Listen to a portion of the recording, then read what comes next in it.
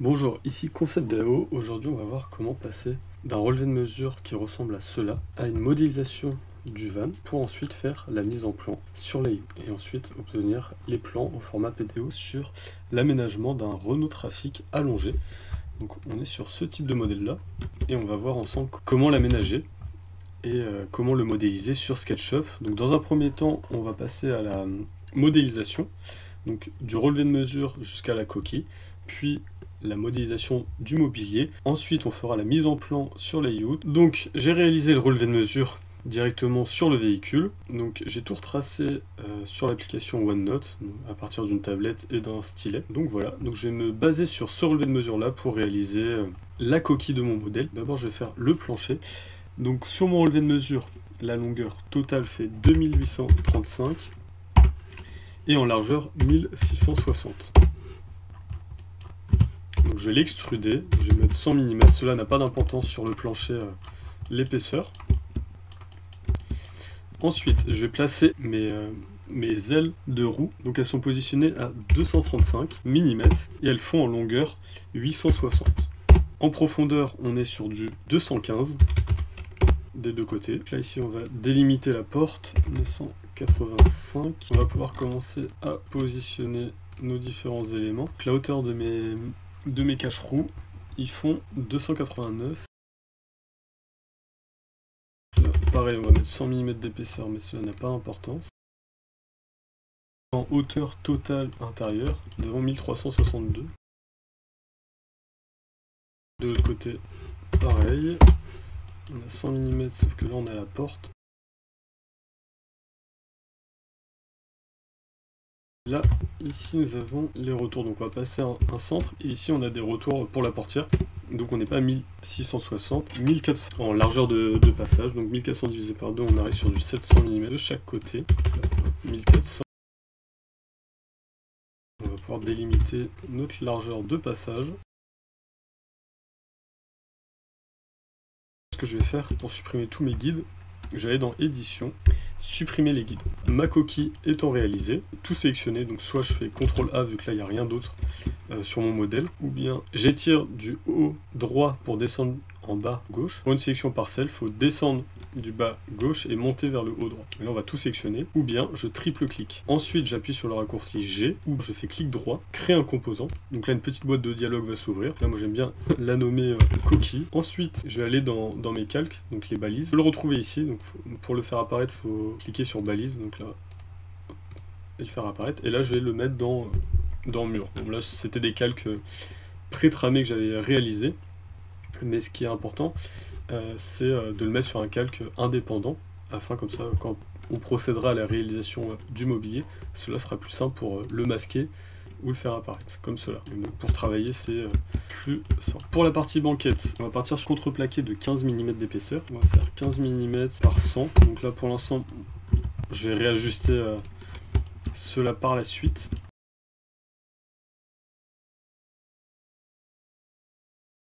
On va mettre 10 mm de jeu. J'ai appuyé sur la touche CTRL, donc CTRL, ce qui va me permettre de dupliquer l'ensemble.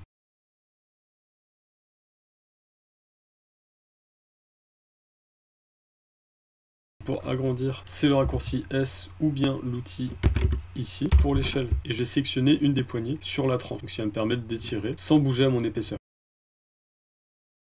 Je prends l'outil rotation, raccourci Q, avec la touche CTRL appuyée, cela va me permettre de le dupliquer. Là on est sur 300 de hauteur, il faut rajouter 100 mm pour le matelas. Là, je vais sélectionner mes différents éléments. Le mur, je vais le masquer, enfin, ce qui est le mur qui est ma coquille. Un add-on donc qui est très utile, le prendre, faire une sélection et pouvoir étirer tous les éléments jusqu'à ma hauteur souhaitée. Donc là, j'ai mon caisson de craie. Je vais créer un groupe cette fois-ci et le dupliquer. Donc avec la touche déplacer, enfin avec le raccourci M pour déplacer, et appuyer sur CTRL, je vais pouvoir le dupliquer. Et maintenant je vais utiliser un autre add-on qui va me permettre de faire la rotation. J'aurais pu aussi le faire avec l'outil rotation, ça revient au même. Ou bien utiliser un autre add-on qui permet de faire des symétries. Donc, ce qui est assez pratique.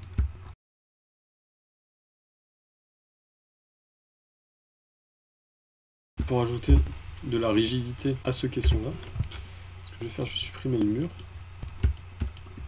Et je vais venir mettre un tasseau, donc un tasseau de contreplaqué, donc à plat. Je vais le faire. Je vais recopier-coller cet élément pour avoir la même nomenclature à la fin, même désignation. Donc là, je vais faire une bande de 50. Donc qui va venir être fixé à plat. Et ça va me permettre de faire reposer le dessus sur cet élément-là.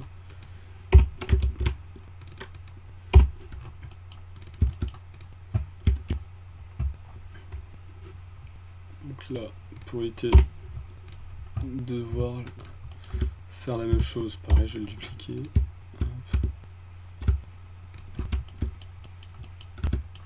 là, on se retrouve avec mes banquettes au milieu, donc à droite et à gauche, qui va me servir de base pour le sommier.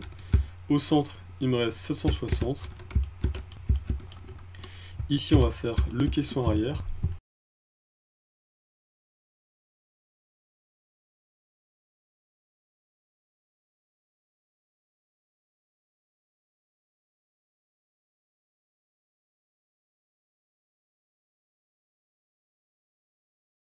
Je vais rendre unique le panneau du fond pour pouvoir faire des découpes à l'intérieur, de faire entrer des contenants et autres depuis l'extérieur. Donc là, pour ce faire, je vais tracer une droite. Je vais prendre l'outil F et je vais laisser 40 mm de pourtour des deux côtés. Ici, comme ça, je vais avoir un montant central qui va me permettre de renforcer l'ensemble. Donc là, on se retrouve ainsi.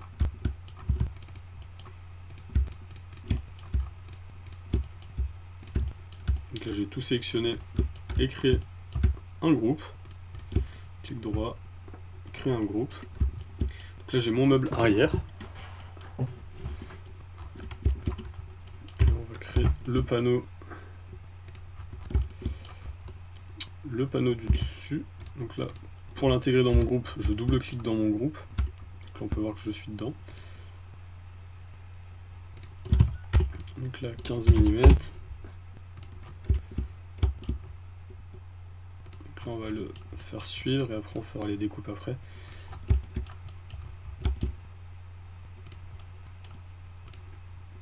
Ok. Donc maintenant, pour les découpes, je prends l'outil ligne.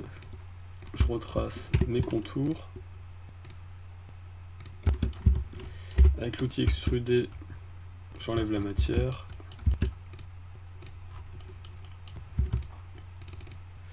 Donc là, j'ai mon dessus. Sauf que maintenant, il faut que j'enlève la partie du mur.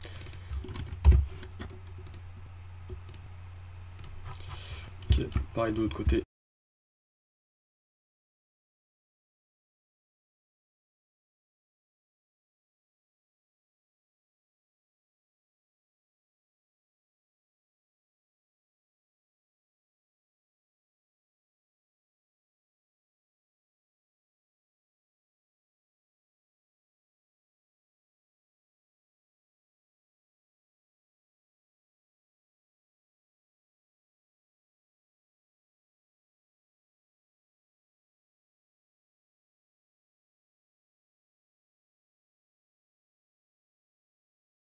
Et donc là, on se retrouve avec l'agencement réalisé pour le van. On va mettre des couleurs qui vont me servir de matière pour pouvoir quantifier tout cela, quantifier et chiffrer cela.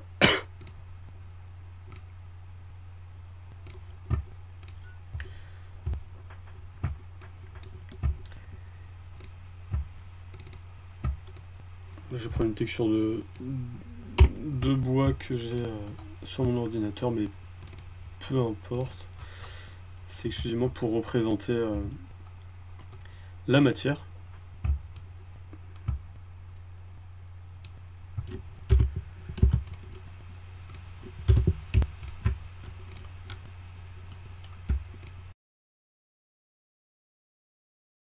On va le mettre en transparent pour pouvoir voir un peu mieux cela.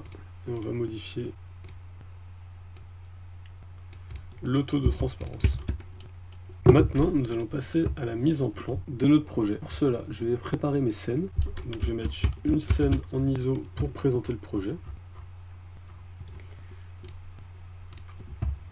Ensuite, je vais mettre une vue de dessus. Donc, pour passer de la vue 2D à la vue perspective, deux options. Soit vous téléchargez un add-on. Si vous n'avez pas envie de télécharger l'add-on, vous allez dans Caméra. Et là, vous décochez perspective. Donc là, vous allez avoir une vue en 2D. Et ensuite, vous allez pouvoir positionner la vue avec les petites maisons ici. Donc, appuyez sur Shift Z pour centrer ça au maximum. Et j'ajoute ma scène. Ensuite, je vais faire de même pour les différents éléments. Puis, je vais générer une vue de coupe. Donc là, j'appuie sur Entrée pour permettre de représenter l'intérieur. Et là, je viens l'enlever dans Afficher les plans de section. Comme ça, elle n'apparaît pas sur ma scène. Donc là, Shift Z pour centrer et avoir l'ensemble au maximum. Donc hop, je crée une nouvelle scène. On va faire de même en créant une nouvelle coupe de l'autre côté.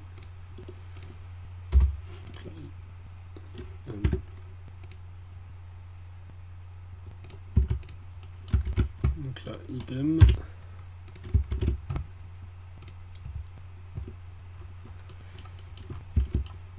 Vous pouvez créer autant de coupes que nécessaire pour votre projet.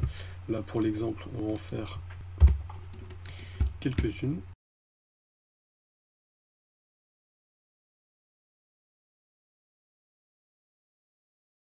Une fois que toutes mes scènes sont créées, je vais enregistrer et je vais appuyer sur l'outil Layout qui va me permettre d'envoyer ça sur la suite de SketchUp pour pouvoir faire ma mise en plan. On se retrouve sur Layout. Moi, j'ai déjà un modèle pré-tramé, mais ce que vous pouvez faire, c'est prendre un format A3 paysage et ensuite créer vos différents modèles. Pour cela, je vais prendre mon modèle déjà créé. Une fois que vous avez ouvert Layout et choisi votre modèle de page, donc moi j'en avais déjà une de pré-tramée. Donc pour cela, c'est la dernière scène qui apparaît, donc celle-ci, la dernière scène qu'on a enregistrée. Donc là, je vais faire un clic droit, aller dans scène et choisir ma scène numéro 1 pour avoir la vue en perspective. Donc là, je vais pouvoir la redimensionner. Une fois que vous avez positionné, ce que je vous invite, c'est de faire CTRL D pour dupliquer la scène. Clic droit, aller dans scène et choisir la scène suivante. Ensuite, vous allez dans échelle et vous allez choisir une échelle. Donc là-dessus, on va pouvoir mettre du 1/10. Je pense que cela va pouvoir passer.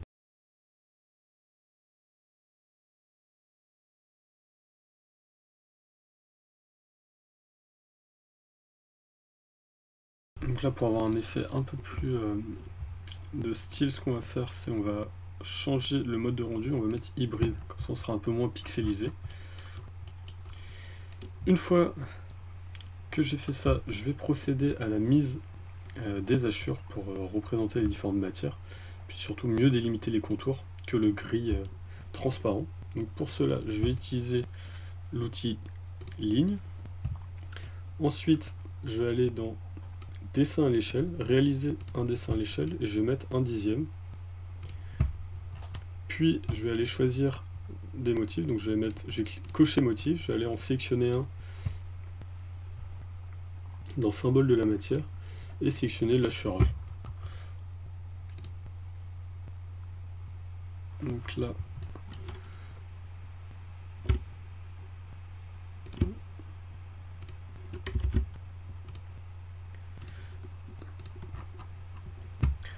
pour aller plus vite, je vais utiliser l'outil rectangle.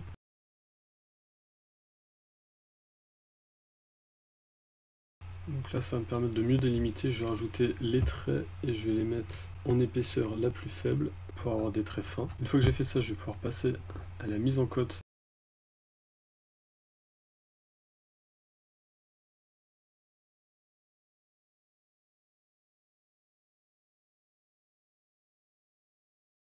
Présenter mes différentes vues de coupe. Donc là, je vais aller dans l'outil ligne, je vais sélectionner le rouge. S'il n'est pas là, vous le créez, et après ce que vous faites, c'est la matière, vous cliquez et glissez jusqu'à la déposer dans un élément. Donc là par exemple, je vais le faire pour du vert. Et comme ça, vous pourrez le sélectionner rapidement. Je vais prendre du rouge et je vais mettre en pointillé pour représenter mes traits de coupe.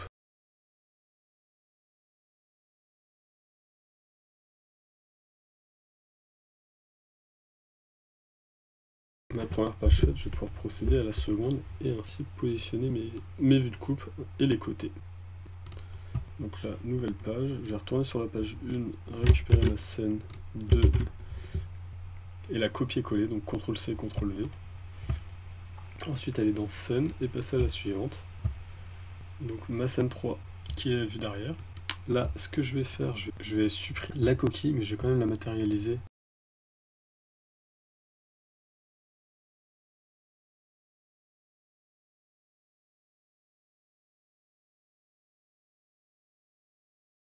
Et là, je vais supprimer le calque-mur. Comme ça, je vais avoir une vue plus intéressante.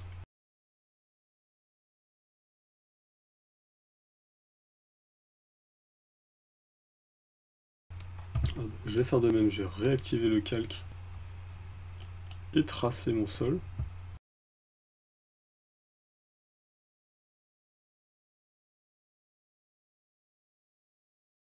Pour faire une vue de détail, donc, ce que je vais faire, je vais créer une ellipse.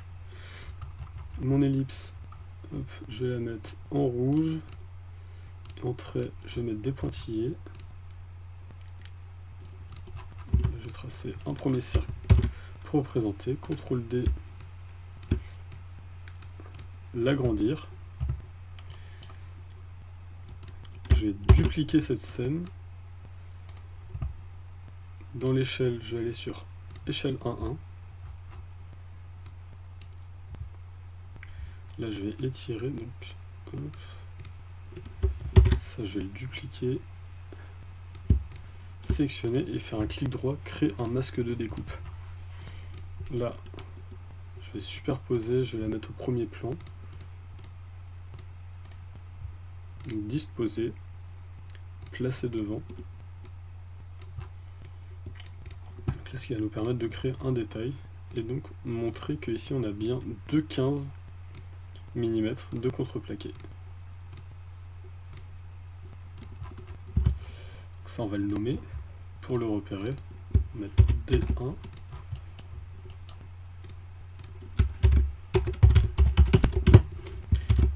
Et on va mettre l'échelle.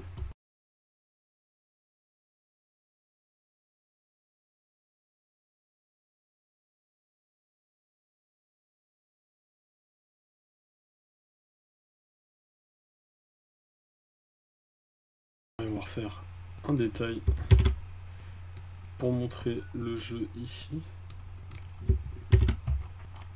Donc là, échelle, je vais sélectionner mon échelle 1.1. Là, je vais dézoomer à fond et étirer au max pour rechercher.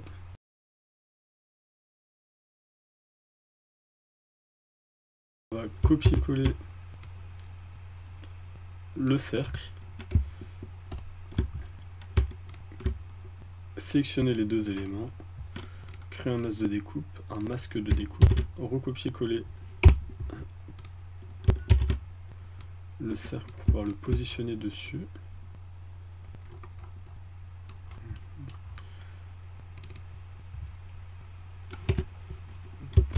CTRL Z.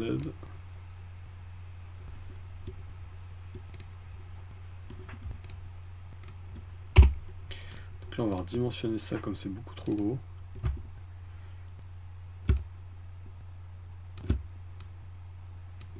Et en même temps on va copier le disque, voilà, pour pouvoir le repositionner.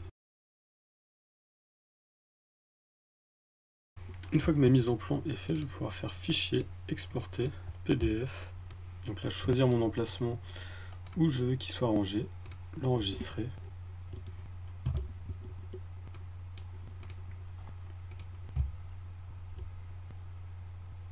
Ainsi que l'exporter. Donc là, normalement, il va s'ouvrir. Et donc là on peut voir que la mise en plan a été réalisée.